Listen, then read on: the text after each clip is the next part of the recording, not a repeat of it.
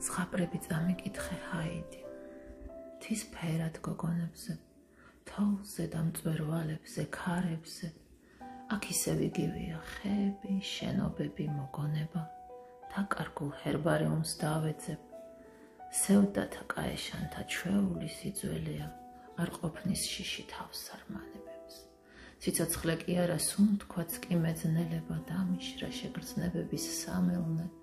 ლექსები წამიკითხე ჰაიდი, ზღვებზე და ხომალდებზე, წვიმიან გემბანებზე, ორკესტრზე,